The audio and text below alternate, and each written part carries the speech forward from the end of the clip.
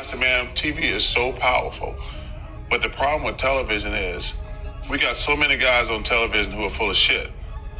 Like, I found out this when I was in Philadelphia. That's how long ago it was. A lot of guys, and they're friends of mine, we'd be playing golf, and I say, what are you going to talk about today on the radio? They're like, blah, blah, blah, blah, blah. I says, wait, you going to talk about that? You don't believe that? He says, no, I don't believe that. But, Charles, these fools don't call in and argue with me for 4 hours. Yeah.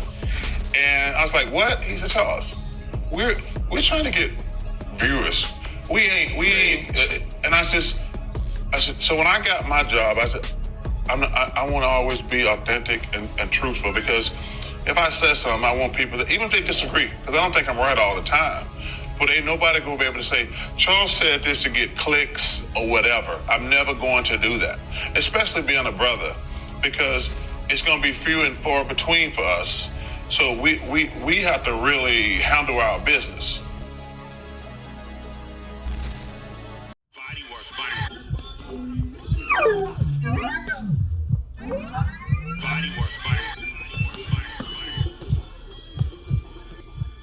Welcome to Bodywork. We're 2 days away from Valentine's Day when the WBO champion Dennis Berinchyk takes on the young gunner Keyshawn Davis from Norfolk VA.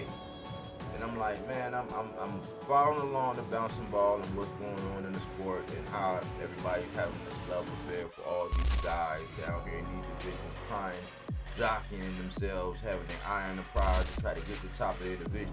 And we're sticking in the 135 division, where here lately, Keyshawn Davis has been using Tank Davis's name as a promotional tool. He's been, they all do it. I'm a little bit over it because we've seen this play before. And I'm thinking that, man, maybe just maybe he's not that focused on Dennis Berinchyk as he should. He seemed like sometimes he seemed like he calmed down a little bit. He's very mature and all that. And then another interview you see him, he's saying something, wow. I just believe that a lot of the hoopla around Ford and Keyshawn not fighting, that's ever present. I think Keyshawn does a good job at teasing that. And I was looking at something this morning, man, from the OG, Crush the Legend. And he was talking about no friends in boxing. I had already said something about it last year. I was saying, man, you can't be Batman and Robin. I'm sure DB3, I'm sure as blood brothers, I'm sure they put their hands on each other before. But now you have this bond with Shakur that's so strong, and this bond that can't be broken, and y'all never fight. I'm like, man, there's no place for that in the sport. And I already looked ahead to where if that is to continue, then it'll actually not only disrupt the 35 division, but when either of them go up to the 140 division, it's going to disrupt that as well. He's saying some outrageous things about Tank, talking about how he hasn't fought anybody, even though he's calling out Ice Rock Pitbull Cruz at a catch weight at that. I'm like, he also said that Ryan Garcia is going to beat Devin Haney again at that, but Tank hasn't fought anybody. That's another one of those double standards. I'm trying to stay focused on the young man's fight, his opportunity, especially with him being right down the way here in Virginia. I'm trying to pull for these guys. I just think that he's taking Berinchyk lightly.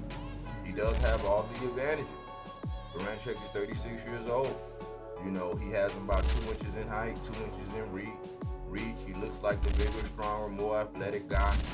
IQ-wise, I'm not sure, where we are with that, because Dennis Berinchyk came on the scene and made Navarrete look very bad. A volume puncher coming from awkward distances and things like that. I'm thinking this fight might look a little bit like how Boots fought when he first fought Karan Trooper John. That's what I'm leaning towards, man. I just wish that Keyshawn focuses in and he does not look past this guy.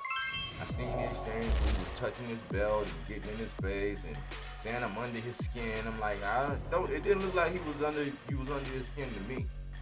It looked like Dennis Berinchyk is on a mission, and it looked like he's, trying to lock himself in that echelon that he's already in, being in Ukraine with Loma and Usyk and these guys that are known to have some good footwork, and the pedigree is really starting to shine throughout the world. This is your opportunity And I think being distracted by calling on Tank, being distracted by teasing the fight, whether you will or not, and harping on all this stuff with whether or not you'll fight Shakur, all of that stuff is distraction.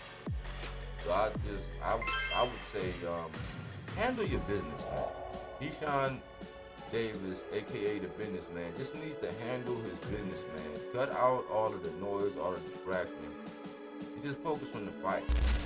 You know, we do have a weigh-in coming tomorrow because the fight is on Friday night, and I look forward to seeing that, man. But I'm just thinking, man, lock in, dial in. You know, keep your eyes on the prize. You can't look past this guy. I would love to get your thoughts in your comments. Anyways, thanks for tuning in here with Bodywork Boxing. But we don't take things for face value. We do that body work.